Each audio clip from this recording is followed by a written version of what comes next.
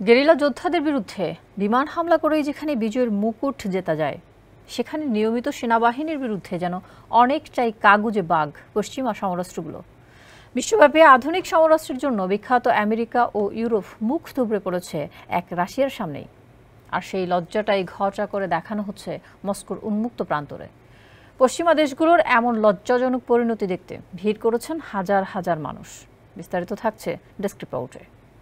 Ukraine যুদ্ধে পশ্চিমাদের দেয়া অত্যাধুনিক এসব সরঞ্জাম জব্দ করেছে রুশ বাহিনী। বিজয়ের স্মারক হিসেবে এসব যুদ্ধযান ও সমরাস্ত্র নিয়ে আসা হয়েছে মস্কোতে। আর নিজ দেশের এমন গৌরব দেখতেই ভিড় জমিয়েছেন হাজার হাজার রুশ নাগরিক। এমনকি সেখানে ছিলেন খোদ মার্কিন নাগরিকরাও। যমুনা ইস্তি, the goodness of purified air. আমার বাসায় এনেছি যমুনা ইস্তি, আপনি কিনছেন তো? বুধবার পোক্লোনায়া গোড়া ভিক্টোরি পার্কে জব্দকৃত পশ্চিমা সামরিক সরঞ্জামের এই প্রদর্শনীর আয়োজন করা হয়।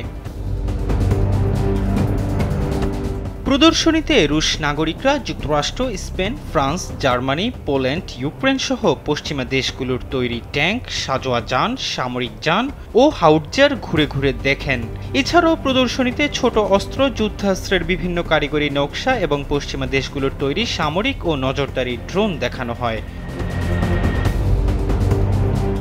রাশিয়ার হাতে জব্দ এসব পশ্চিমা যুদ্ধযান দেখতে শুধু রুশ নাগরিকেরাই ভিড় করেননি, বরং এসেছেন আমেরিকান দর্শনার্থীরাও।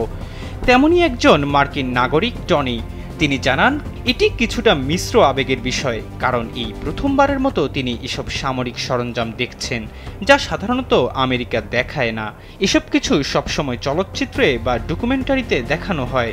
এখন এগুলো চোখের সামনে দেখা যাচ্ছে। তবে এটা দুঃখজনক যে এই যুদ্ধযানগুলো রাশিয়ার মানুষের স্বাধীনতার বিরুদ্ধে লড়াই করছে, যা হওয়া উচিত নয়, এমনটাই মন্তব্য তার। রুশ প্রতিরক্ষা মন্ত্রণালয়ের সৌজন্যে আয়োজিত এই প্রদর্শনীতে দর্শনার্থীরা যুক্তরাষ্ট্র, যুক্তরাজ্য, জার্মানি, ফ্রান্স, তুরস্ক, সুইডেন, দক্ষিণ আফ্রিকা, ফিনল্যান্ড, অস্ট্রেলিয়া, অস্ট্রিয়া এবং ইউক্রেনের তৈরি সামরিক সরঞ্জামের 30টিরও বেশি নমুনা দেখার সুযোগ পাচ্ছেন।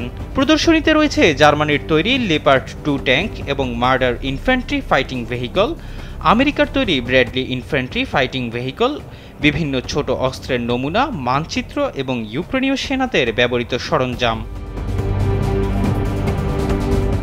এদিকে রাশিয়ার অব্যাহত হামলায় ইউক্রেনের সেনারা পিছু হটতে বাধ্য হচ্ছে বলে জানিয়েছেন ইউক্রেনের সেনাপ্রধান জেনারেল ওলেকজান্দার সাইরস্কি। তিনি জানান, রুশ বাহিনী একের পর এক হামলা চালিয়েই যাচ্ছে। এতে ইউক্রেনের যুদ্ধ পরিস্থিতির বেশ অবনতি হয়েছে। এরই মধ্যে বাধ্য হয়ে পূর্ব ইউক্রেনের দোনেৎস্ক অঞ্চলের বেশ কয়েকটি পয়েন্ট থেকে সেনা প্রত্যাহার করে নেওয়া হয়েছে। এহসান আব্দুল্লাহ, কালবেলা ডেস্ক।